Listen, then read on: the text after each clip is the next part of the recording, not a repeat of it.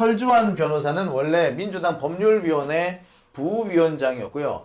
이화영 부지사의 변호인이기도 했습니다. 하지만 이화영을 버리고 민주당을 버리고 이낙연 당으로 옮겨가죠. 그리고 이낙연 당으로 옮겨가서 그때부터 이화영 그리고 이재명에 대해서 엄청난 비난을 쏟아냅니다. 거의 이재명은 범죄자 취급을 했고요. 이화영에 대해서는 이재명을 살리기 위해서 거짓말을 한다 라고 비방을 했습니다. 내가 다 아는데 야 이화영 너 거짓말하지 마 요렇게 종편에 나와서 너무나도 강력하게 떠들었어요. 박상용 검사의 녹취 파일에서 설주환 변호사가 등장을 합니다.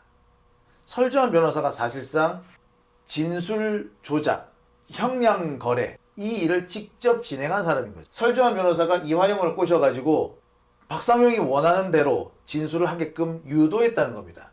연어 파티, 소주 파티가 있었는데 그 자리에 가지도 않았으면서 없다라고 오리발을 내밀 수 있도록 도와준 사람이기도 하죠.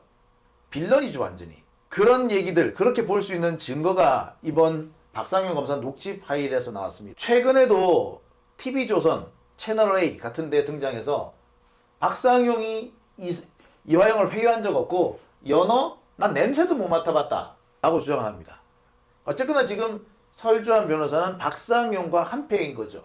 박상용 검사는 이 설주환 변호사를 국회 국정조사의 증인으로 해달라고 요청을 하기도 합니다. 국힘당 의원들을 통해서 설주환 변호사를 계속 증인으로 신청하려고 엄청 노력을 하고 있습니다.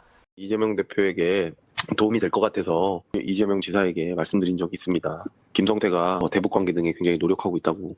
그렇게 한 그 조서는 저희가 자필 진술서랑 조서는 받았어요. 그 민주당에서 오신 그 설주환 변호사 입회하에. 그 설주환 변호사 뭐 하는 사람인지 모르겠네 정말.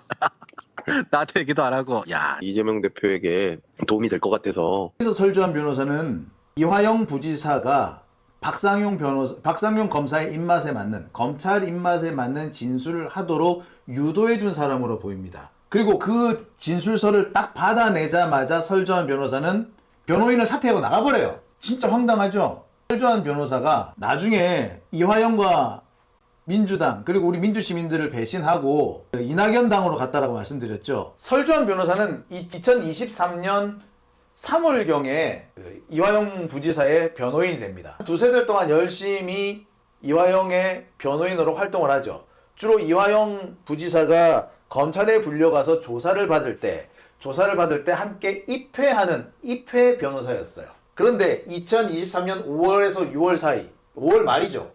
설주환이 박상용과 한편이 됩니다. 그 이화영을 회유해요. 이 정도쯤은 얘기해도 될 것 같다.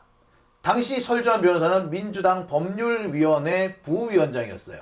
민주당 법률위원회 부위원장이 와서 요 정도는 얘기해도 될 것 같아요. 그러니까 이재명 대표, 당시 이재명 지사한테 내가 보고는 했다. 김성태가 대북 사업에 참 열심히 해주고 있고 우리 일에도 관심 많아요 라고 보고는 했다. 요쯤은 말해도 되지 않겠어요? 라고 한 거예요.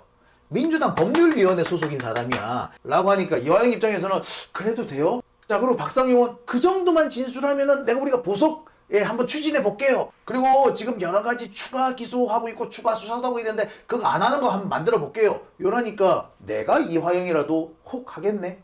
그래요? 당에서도 이 정도는 괜찮다고 생각하시는 거죠? 아이 그럼 내가 민주당 법률위원회 부위원장 이렇게 된 겁니다. 설주환이 이화영을 회유합니다. 그리고 이 무렵에 연어회 술파티가 있죠. 자, 그리고 회유가 끝나고 나니까 설주환은 사임을 합니다. 그리고 이때부터 이화영에 대한 진술, 추가 진술을 요구하죠. 설주환이 이화영을 회유한 것은 2023년 5월 17일 전후예요. 바로 이날 연어회 파티가 있었죠. 이 연어회 파티를 전후해서 이화영의 진술이 바뀝니다. 그리고 난 다음에 갑자기 설주환은 사임을 해요. 자, 설주환이 사임하고 난 다음에 이화영은 원래 했던 진술을 번복합니다. 그러면서 자신을 둘러싸고 설주환과 박상용 검사가 진술을 바꾸라고 이재명한테 불리한 진술을 하라고 회유, 협박, 연어 파티가 있었다라는 폭로를 합니다. 이게 2023년 7월인 거죠. 결국에 박상용 검사가 이화영을 그렇게 유린할 수 있었던 거는 설주환의 역할이 90% 이상이었다. 설주환 변호사는 김동연 경기도지사 후보 시절에 대변인도 합니다. 그런데 총선이 되기 전 2024년 총선 전, 그러니까 제가 기억하기로는 그래요. 2023년 10월경으로 알고 있는데 민주당을 탈당합니다. 그래서 새로운 미래인가요? 새미래민주당인가요? 거기로 옮겨가죠. 쉽게 말해서 우리가 낙엽당이라고 하는 곳으로 옮겨갑니다. 이게 설주환 변호사입니다. 그리고 그 무렵부터 종편에 나가서 이화영과 이재명을 비난하는데 앞장섭니다. 내 의뢰인하고 나하고 이 수임 관계가 해소되었다고 해서 그렇게 할 필요가, 내가 이화영을 욕을 하고 하면 돼요? 이화영한테 진술을 딱 받아내자마자 딱 그만두고 나간 거 아니야. 어쨌거나 변호사는 의뢰인의 비밀에 대해서 상당히 많이 알고 있지 않습니까? 그래서 비밀 엄수, 비밀 준수 의무가 있거든요. 동네방네 채널A니, TV조선이니 이런 데 나가가지고 자신의 한때 의뢰인이었는데 그 의뢰인을 욕하는 방송을 한다고요? 저는 솔직히 말해서 이게 도대체 이해가 안 갑니다. 김광민 변호사는 설주환 변호사에 대해서 이렇게 얘기합니다. 검찰의 이화영 부지사에 대한 회유 진술 조작 중에는 변호인을 통한 회유 압박도 있었습니다. 당시 이화영의 변호인이었던 S 변호사는 지속적으로 이재명 대표에 대한 진술을 강요하였다고 합니다.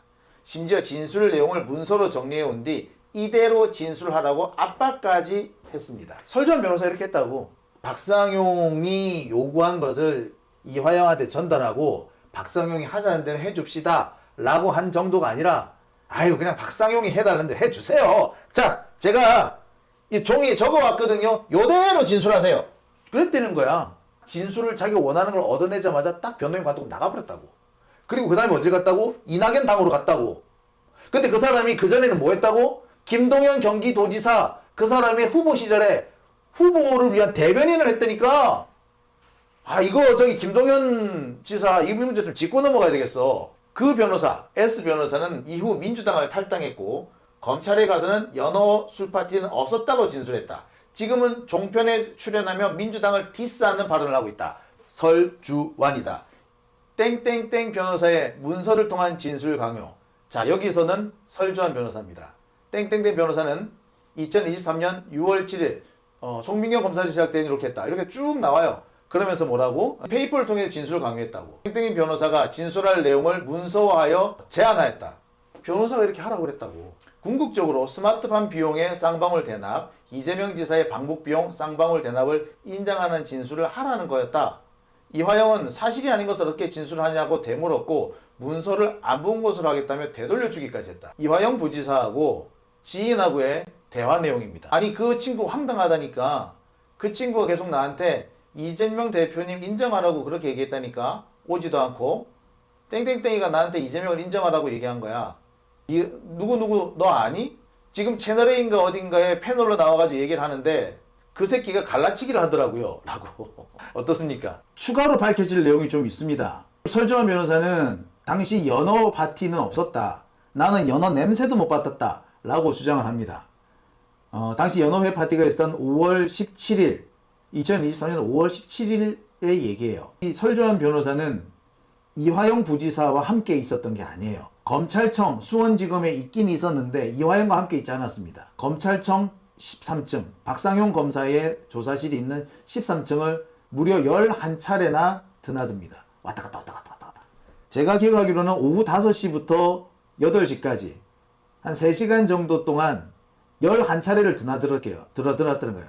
11차례를 드나들었다는 건 뭘 말합니까?